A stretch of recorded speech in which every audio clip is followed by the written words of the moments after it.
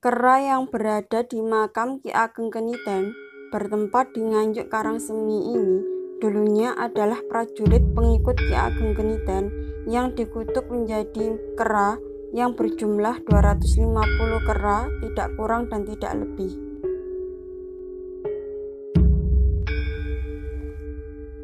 Kera ini dulunya adalah manusia prajurit Ki Ageng Keniten yang dikutuk menjadi kera yang berjumlah 250, tidak kurang dan tidak lebih. Konon, jika ada yang membunuh atau memburu kera ini, kemungkinan yang membunuh atau yang memburu juga ikut mati. Sejarah kutukan kera ini adalah sebelum meninggal, Ki Ageng Keniten bercerita kepada para pengikutnya tentang jati diri beliau yang sebenarnya, bahwa sebenarnya beliau adalah seorang senopati Mataram yang diutus oleh Raja Mataram untuk mengamankan wilayah timur dari gangguan keamanan. Beliau merasa kecewa dengan cara bertempur prajurit Mataram yang main keroyokan.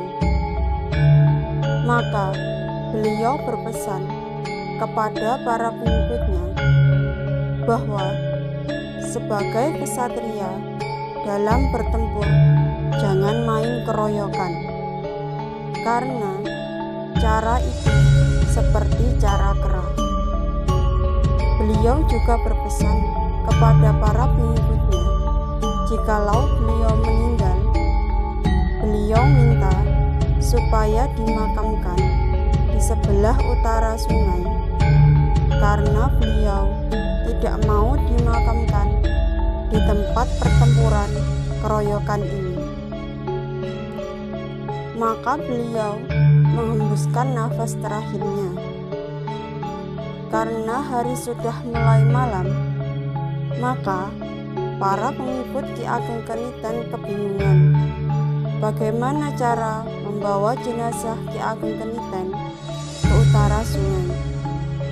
Maka dimakamkanlah jenazah beliau di selatan sungai, tepatnya di dekat batu karang dan di bawah pohon yang menjulang ke sungai.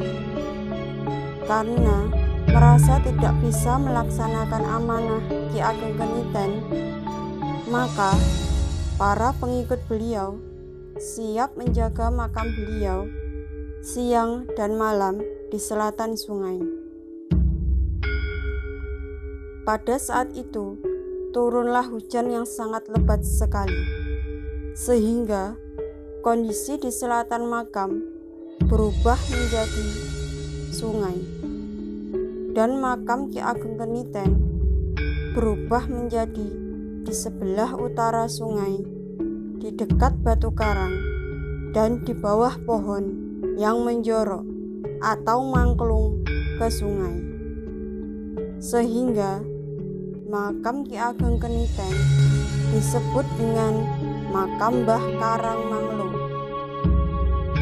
Dan pada saat itu pula di sekitar makam beliau juga muncul kawanan kera yang masih ada sampai sekarang.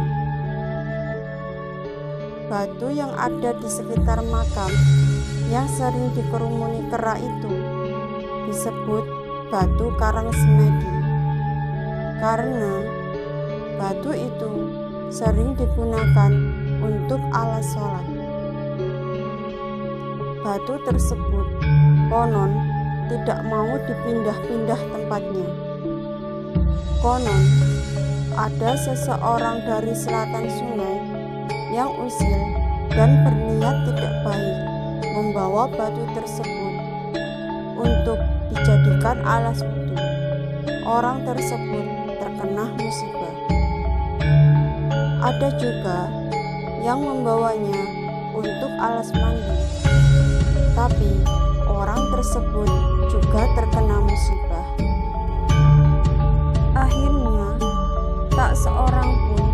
yang berani membawa batu itu.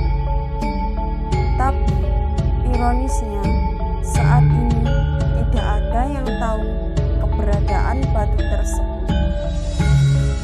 Dengan adanya banyak kejadian aneh tersebut, warga masyarakat sekitar mempercayai bahwa Ki Ageng Kenithen atau Mbah Karangmangluk itu adalah seorang yang sakti. Wilayah tempat dimakamkannya Mbah Karangmangluk berada di area Desa Karangsemi. Pada waktu itu, Desa Karangsemi sendiri terbagi atas 3 wilayah, yaitu Karangmangluk, Karangsemi, dan Karangkletak. Dan sekarang ketiganya menjadi Desa Karangsemi. Warga masyarakat Desa Karangsemi dalam memberikan penghormatan kepada makam Ki Ageng Kenithen atau Mbah Karangmangluk adalah dengan cara membawa tumpeng sebagai ungkapan rasa syukur dan sedekah ke makam beliau setiap malam Jumat Pahing.